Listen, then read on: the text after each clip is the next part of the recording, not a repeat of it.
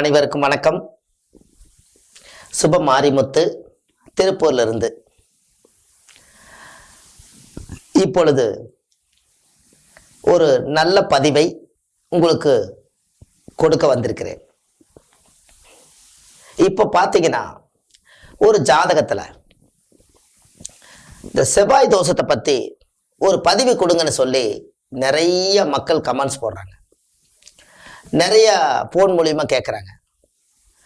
எப்படியாவது நீங்க ஒரு கருத்தை சொன்னா அந்த கருத்தை நாங்கள் எடுத்துக்கிறோம் அப்படின்னு ஒரு பதிவு போடுங்கன்னாங்க. நான் செவ்வாய் தோஷத்துக்கு உண்டான எல்லா விவரங்களையும் சொல்லலான்ட்டு இந்த பதிவு உங்களுக்கு கொடுக்குறேன். ஒரு 7ஆம் இடத்துல செவ்வாய் இருந்தா அந்த வாழ்க்கை எப்படி திருமணம் தடையாவே இருக்குது, எப்ப திருமணம் நடக்குன்னு கேட்குறாங்க. இப்ப இந்த திருமணம் 7ஆம் இடத்துல செவ்வாய் இருக்கிறவங்களுக்கு நல்ல வாழ்க்கையை அமைச்சு கொடுக்கணும். அதுக்கு ஒரு எளிய பரிகாரத்தோடு உங்களை சந்திக்கிறேன். வாங்க வீடியோக்குள்ளேயே போயிடலாம். இப்போ லக்னத்துக்கு 7ஆம் இடம் ஒரு உதாரணம். லக்னம் எந்த லக்னம் வேணா நீங்க வச்சுக்க. ஒரு ரிஷப லக்னம் வச்சுக்க. ரிஷப லக்னத்துக்கு 7ஆம் இடம் செவ்வாய். இந்த 7ஆம் இடம் செவ்வாய், அப்ப லக்னத்துக்கு 7ஆம் அதிபதி செவ்வாய் வீடா வந்துச்சு. செவ்வாய் வீட்டுல இருக்கு. ஒரு உதாரணத்துக்கு எந்த லக்னமா இருந்தாலும் செவ்வாய் 7ஆம் பாவமா வச்சுக்கலாம். இந்த 7ஆம் இடத்துல செவ்வாய் இருந்தால் எல்லாத்துடைய மனசுக்குள்ள என்னன்னா, ஐயோ செவ்வாய் தோஷம் வந்துருச்சே, இந்த செவ்வாய் தோஷத்தினால நம்மளுடைய மனசு ரொம்ப சங்கட்டமா இருக்குதே, செவ்வாய் தோஷத்துக்கு செவ்வாய் தோஷம் மாப்பிள்ளை பார்த்து கல்யாணம் பண்ணணுமே, பிள்ளைக்கு வேற வயசாயிட்டு இருக்குது, எப்ப நம்ம சீமந்தம் எல்லாம் பண்ணி ஒரு கல்யாணத்தை பண்ணி நம்ம வாழ்க்கையில் நல்லா இருக்கிறது அப்படின்னு ஒரு கேள்வி பிறக்குது. அப்போ இந்த செவ்வாய் தோஷத்தை பயப்படவே வேண்டாம். நீங்க 7ல செவ்வாய் இருந்து ஜாதகத்தை எடுத்து பார்த்துட்டு நீங்க பயப்படாதீங்க. அதற்கு உரிய பரிகாரத்தை உங்களுக்கு நான் சொல்றேன், நீங்க கேட்பீங்களா? இந்த செவ்வாய் தோஷம் 7ஆம் இடத்துல செவ்வாய் தோஷம் இருந்தா என்ன பொருள்? 7ஆம் இடம் என்பது ஒரு பெண்ணுக்கு ஒரு 7ஆம் இடம் எது? கணவன் ஸ்தானம். அந்த கணவன்கிற இடம் 7ஆம் இடம் சுத்தமா இல்லைங்க. ஒரு செவ்வாயா உட்கார்ந்துருச்சுன்னு சொன்னால் அந்த செவ்வாய் அந்த இடத்துல இருக்கிறனால கணவனுக்கு அது தோஷமாகுது. ஏன்? அந்த 7ஆம் இடத்துல பாவ கிரகம் இருப்பதனால தன்னுடைய 7ஆம் இடத்துல இருக்கக்கூடிய செவ்வாய்க்கு 7ஆம் பார்வை உண்டு, திருப்பி லக்னத்தையே பார்க்குது. அப்ப லக்னம் தோஷம் அடைஞ்சிருச்சா? ஜாதகத்துல லக்னமே தோஷம் அடைஞ்சிருச்சு. ஒரு செவ்வாய் லக்னத்தை பார்த்தால் செவ்வாயோட பார்வைப்பட்டா அந்த ஜாதகருக்கு செவ்வாய் தோஷம் கொடியது. அப்ப 7ஆம் இடத்துல செவ்வாய் தோஷம் இருப்பதனால, இந்த 7ஆம் இடத்துலயும் இருப்பதனால இந்த பெண்ணுக்கு திருமணம் தடையாயிட்டே இருக்குதுங்க.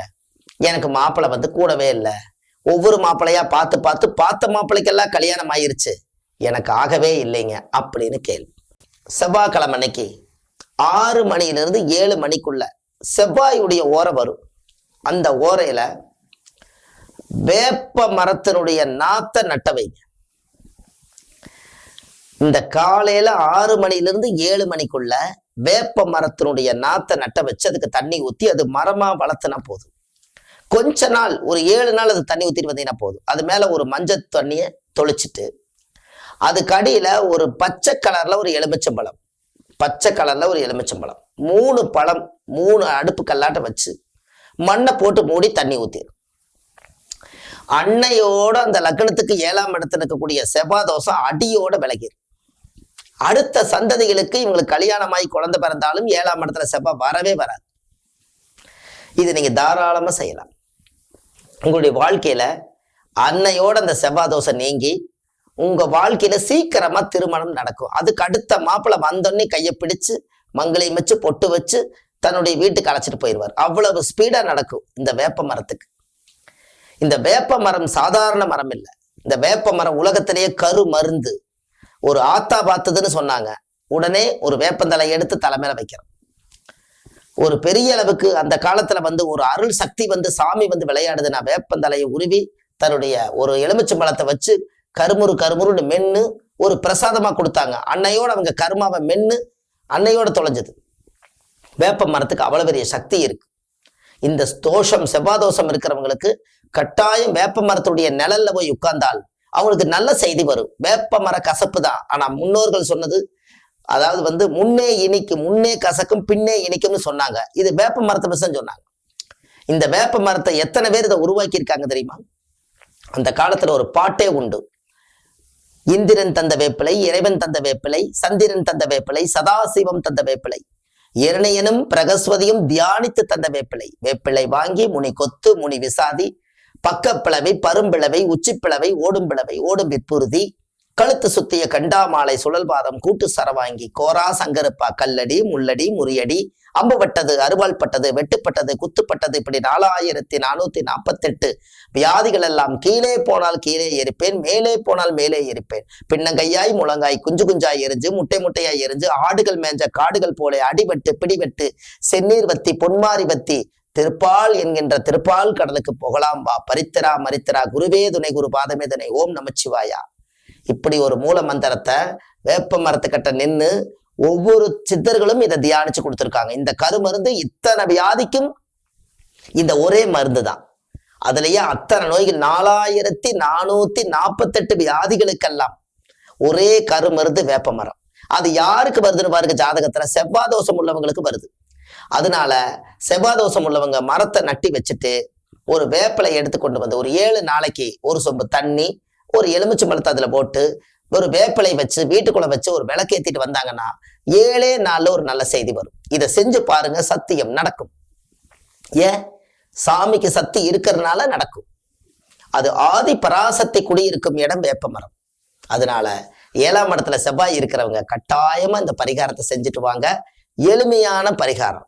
அந்த காலத்துல பார்த்திருக்கிறீங்களா, அரச மரத்துக்கு வேப்ப மரத்துக்கு கல்யாணம் பண்ணி வச்சாங்க. அரசனு வேம்பும் இருக்கிற இடத்துல ஒரு நாகர, சந்தான கோபாலகிருஷ்ணன் நாகரைய அவங்க வச்சாங்க. சந்தான கோபாலகிருஷ்ணன்கிறது என்ன? ஒரு குழந்தை. ஏன் அந்த இடத்துல கொண்டு போய் வைக்க சொன்னாங்க? ஒரு ஆணும் பெண்ணும் சேர்ந்தால் ஒரு குழந்தை வெளியில வரும். அதுக்காக சந்தான கோபாலகிருஷ்ணன் அரசனு வேம்பும் இருக்கிற மரத்தடியில கொண்டு போய் வைக்க சொன்னாங்க. ராகு கேது சர்ப்பதோஷம் இருக்கிறவங்க அங்க வச்சாங்க. அந்த தோஷம் நீங்க அவங்களுக்கு வம்ச விருத்தியாகிறதுக்கு குழந்தை பிறந்துச்சு. இது எப்படி முன்னோர்கள் அந்த காலத்துல இதெல்லாம் வச்சிருக்காங்கன்னு பாருங்க. இப்படி எல்லாம் நீங்க இந்த ஒரு அற்புதமான விஷயங்களை எல்லாம் உங்க உலகத்துல நீங்க தெரிஞ்சு இது 4 பேர்த்துக்கு நீங்க ஷேர் பண்ணுங்க. இந்த மாதிரி கருத்துக்கள் நிறைய கொடுத்துட்டு இருக்க சுப மாரிமுத்துன்னு நீங்க போங்க, எல்லா விஷயங்களும் கிடைக்கும். அப்போ இந்த விஷயங்கள் எல்லாம் நீங்க ஒண்ணு தெரிஞ்சு வச்சுட்டீங்கன்னா எளிமையான பரிகாரம் அல்லவா? இது வீட்டிலேயே நீங்க செய்யக்கூடிய பரிகாரம். ஒரு காக்காயி ஒரு வேப்பம்பழத்தை சாப்பிட்டு அது விதை வெளியில போட்டு அந்த மரம் வந்தும் கூட காக்காயுடைய தோசை நீங்க இருக்குது. காக்கா குச்சி எடுத்தா 22 நாளைக்கு மழை வராதுன்னு அந்த காலத்துல சொல்லுவாங்க. அதை பார்த்துதான் விதையே விடுவாங்க. ஏன்னா அது கூடு கட்டுச்சுன்னா சல்லடையா கட்டும். மழை பெஞ்சா குஞ்சுகள்லாம் ஒளிஞ்சிருன்னு சொல்லி கடைசியில காக்காய்க்கு ஒரு கண்ட வரக்கூடாதுங்கிறதுக்காக அதோட தியான சக்தியில காக்கா வாயில குச்சி எடுத்தா 22 நாளைக்கு மழை வராதும்பாங்க. அந்த காக்கா கூடு கட்டி வாழ்றதே முதல்ல வேப்ப மரம் தான். அது நோய் இல்லாம வாழ்ந்ததுக்கு இது ஒரு பெரிய மூலாதாரம். பாருங்க, செவ்வாய் தோஷம் 7ஆம் இடத்துல இருக்கிறவங்களுக்கு எவ்வளவு கருத்துக்கள் உள்ள வருது. சரி, இது எல்லாத்தையும் நீங்க கேட்டு இந்த ஒரு எளிய பரிகாரத்தை, சிம்பிள் பரிகாரம், அது கரெக்டா செவ்வாய்க்கிழமை அன்னைக்கு 6 மணிலேருந்து 7 மணிக்குள்ள வேப்ப மரத்தை நட்ட வைங்க. அதே போல கொஞ்சம் வேப்பங்கொட்டை வெளியில எங்கேயாவது காய போட்டிருந்தாங்கன்னா இதை வேப்ப மரத்தடியில போய் பார்த்தீங்கன்னா இந்த பல கொட்டை இருக்கும். அது ஒரு 7 கொட்டையை ஒரு காயத்துல மடிச்சு செவ்வாய் தோஷம் இருக்கிறவங்க ஒரு பர்சில் வச்சுட்டு போங்க. அந்த காரியம் சக்சஸ் ஆகும். இது செவ்வாய் தோஷம் இருக்கிறவங்களுக்கு மெயினா பொருந்தும். இது கட்டாயமா செய்யுங்க. இந்த மூல மந்திரம் இந்த உலகத்துக்கு இன்னைக்கு நான் சமர்ப்பணமா கொடுத்துருக்கேன். வேப்ப மரத்துல இத்தனை சித்தர்கள் குடியிருந்திருக்காங்களா, இத்தனை சித்தர்கள் அதை எழுதியிருக்காங்களா அப்படிங்கிறதே இந்த பதிவுல தான் உங்களுக்கு சமர்ப்பணம் பண்ணியிருக்கேன். இது உலகத்துக்கு போகட்டும். நம்ம உள்ள காலத்திலேயே இது உலகத்துக்கு போகணும். நம்மளுக்கு பின்னாடி வரக்கூடிய சந்ததிகளும் ஒரு நாளைக்கு இதை தெரிஞ்சு இந்த வேப்ப மரத்தினுடைய ரகசியத்தை எல்லா மக்களும் தெரிஞ்சுக்கிட்டு, அதனால இந்த செவ்வாய் தோஷம் அடியோடு விலகி ஆனந்த வாழ்வு தரும் என்று சொல்லி, இந்த 7ஆம் இடத்துல செவ்வாய் தோஷம் இன்றோடு நிவர்த்தின்னு சொல்லி இதை நிவர்த்தி செய்கிற அடுத்த பதிவில் உங்களை சந்திக்கிறேன். சுப மாரிமுத்து. நன்றி, வணக்கம்.